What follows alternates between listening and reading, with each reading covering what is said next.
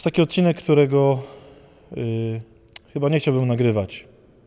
Dlatego, że zawsze mi się wydaje, że kiedy w kościele, czy w ogóle gdziekolwiek, jakikolwiek człowiek próbuje się zabierać za wyjaśnianie cierpienia, to jest zwyczajna bezczelność.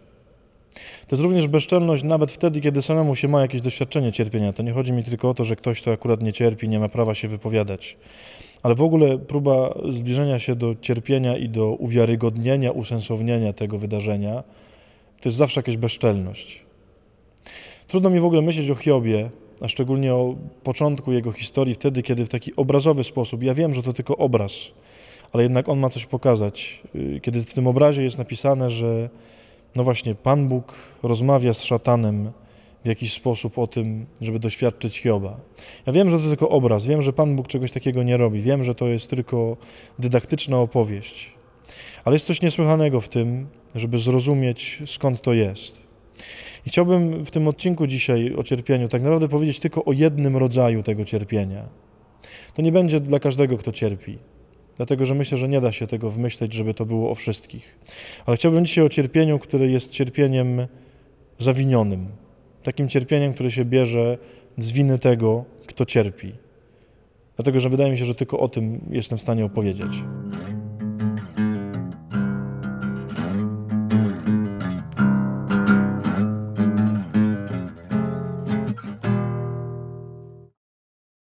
Takie myślenie wzięło mi się dokładnie z historii Hioba, dlatego że bardzo lubię zakończenie tej historii. Otóż jest napisane u Hioba, że kiedy już przemógł te wszystkie wątpliwości i trudności, kiedy wreszcie spotkał się z Bogiem, kiedy próbował zrozumieć, dlaczego tak cierpi, to Pan Bóg mu wszystko wrócił. To dał mu nowych synów, nowe córki, nową żonę, nowe posiadłości, wszystko nowe. Nie chodzi oczywiście o to, że no właśnie, zabrał mu jedne dzieci, a dał mu drugie. Nie. Mam takie wrażenie, że cała ta historia jest o tym, że ten proces cierpienia, który się dokonał w Hiobie, miał go nauczyć zupełnie nowego patrzenia na to, co miał wcześniej. Tak jakby ta historia chciała powiedzieć, Hiob wcześniej, mimo że był człowiekiem sprawiedliwym, to chyba jednak nie potrafił kochać swoich dzieci, skoro musiał spojrzeć na nowo na te dzieci. Że skoro dostał wszystko nowe, to tak jakby ta historia mówiła, nie umiał wcześniej właściwie z tego korzystać. I tak sobie myślę, to jest oczywiście tylko jedna z wersji tej historii, że czasem cierpienie właśnie stąd się bierze, że mamy za małe serce, że trzeba je uzdrowić, że trzeba nas nauczyć kochać. I to cierpienie oczywiście nie zesłane przez Pana Boga, ale wykorzystane przez Niego jest właśnie po to. To jest cierpienie, którego by nie było pewnie, gdybyśmy kochali bardziej, gdybyśmy nie byli egoistami. Gdybyśmy sami na swoją głowę nie ściągali tego cierpienia. I ono potem jest lekarstwem, żeby nas nauczyć czegoś nowego.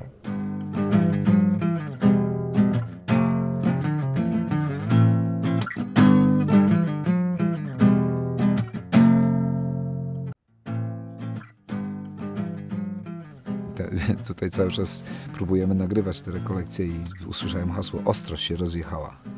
I to, kurde, ostrość patrzenia na życie takim, jakie ono jest naprawdę, jest chyba trudne, bo mówi się krzyż, krzyż, ja noszę krzyż, mam krzyż, ale jak się dotyka tego krzyża, to boli strasznie. I doświadczenie, takie hiobowe doświadczenie krzyża jest bardzo trudne, ale polecam. Dlaczego? No bo rzeczywiście cierpienie w moim życiu związane z operacjami na otwartym sercu i z chorobami różnymi, które przechodziłem, zawsze mnie prowadziły do refleksji nad sensem życia. A to tak mnie drążyło, że jakbym się nie ukrywał za moimi wszystkimi pragnieniami, moją kochaną żoną, dziećmi, pracą, przyjaciółmi, realizacją siebie, zawsze była śmierć. Zawsze było doświadczenie tego, że tam do końca nie ma tej odpowiedzi na sens życia. I dochodziło się z powrotem, czy jest Bóg, czy istnieje Bóg, skoro ja tak cierpię. Ale w tym cierpieniu okazuje się, że można spotkać właśnie Boga. I ja pamiętam, bardzo zbuntowany byłem po wyjściu ze szpitala i mówię, skoro jest Bóg, to dlaczego dopuścił takie cierpienie? Nikogo nie zabiłem, nikogo nie okradłem, nikogo nie zgwałciłem.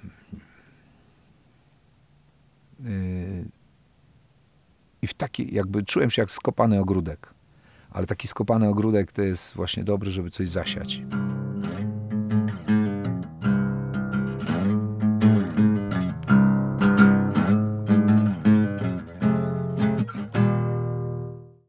Wtedy trafiłem na katechezy, które mówiły tam między innymi też o Hiobie. No i to był podatny grunt. To znaczy, że zobaczyłem w tej historii swoją historię i zobaczyłem historię Hioba, który już nie zna Boga tylko w teorii, ale doświadczył Jego cierpienia. Kiedy widzę, jak człowiek cierpi, nie zazdroszczę mu, ale wiem, że z tego na pewno wypłynie jakieś dobro. Kiedy widziałem, jak najstarsza nasza córka zmagała się z nowotworem i wypadły jej włosy, rzęsy i po prostu była napuchnięta, walczyła o życie, miała dopiero 18 lat, a tak marzyła, że sobie zrobi 18 fajną, zaprosi i sobie zapali, wypije sobie wino, bo może, a jest na tę 18 podłączona do chemii i wszystko ją boli. I ona mi wtedy powiedziała rzecz tak ważną, i chyba tak ważną jak Hiob, który mówi, że w tym doświadczeniu, kiedy się drapał skorupą na tym kupie gnoju i mówi, wcześniej znałem Cię tylko ze słyszenia, a teraz zobaczyły Cię moje oczy, to samo mi mówiła wtedy córka. Wiesz, tato, ja modliłam się, ale nie wiem, teraz dzisiaj widzę, że nie wiem do kogo i nie wiem, czy to była modlitwa. A dzisiaj, kiedy mam to cierpienie, to zostaje mi tylko nadzieja i ta relacja z Panem Bogiem, bo nawet jak z Tobą, Ojcze, rozmawiam, to jest mi trudno zrozumieć, że mnie rozumiesz. Że wiesz, co przeżywam. I ona mówi, ten mój nowotwór doprowadził mnie do Pana Boga. I rzeczywiście odpowiedzi, które wtedy otrzymywała, były bardzo poważne. Jako ta dziewczyna, która jest na chemii, miała bardzo niską odporność, co ogranicza kontakt z ludźmi do minimum, bo każda infekcja, każdy katar może zabić takiego człowieka. Ona wtedy miała wielkie pragnienie być na czuwaniu wielkanocnym. U nas we wspólnotach obchodzimy bardzo uroczyście Paschę. Jest cała noc czuwania, są chrzty, są piękne czytania, śpiewy, wszyscy odświętnie. Żyjemy od Paschy do Paschy, od Wielkanocy do Wielkanocy. I ona niestety nie mogła brać w tym udziału, bo była na chemii, była na onkologii. Ale mówi, ile musiałabym mieć tej odporności, żeby tam być na tym spotkaniu. Lekarze mówią, to jest niemożliwe, dziecko, wybij sobie to z głowy, ale ile musiałabym mieć? Oni mówią, no co najmniej 7 tych punktów.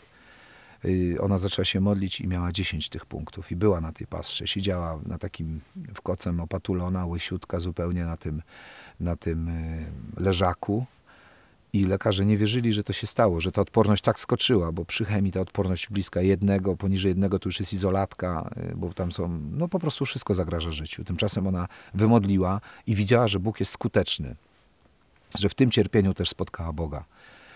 Nie wiem, czemu mówię o niej, może łatwiej mi o kimś mówić, a o swoim cierpieniu się trudno mówi, ale w cierpieniu można spotkać Boga i można znaleźć życie. Nic nie było o wilku. No, nie wiem, gdzie tu wilka dołożyć do tego wszystkiego. Kurczę, no. Czy dobry wilk cierpi? Na pewno, jak widzi złego wilka, który triumfuje, to cierpi.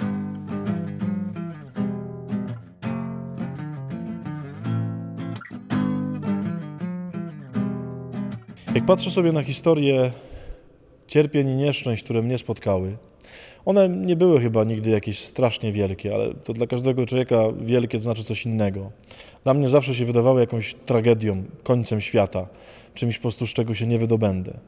To mam dzisiaj jasne przekonanie, że one się wszystkie wzięły tylko i wyłącznie z mojego egoizmu. Że one by się nie wydarzyły, gdybym po prostu nie był skończonym, cholernym egoistą, którego Pan Bóg próbuje nauczyć kochać.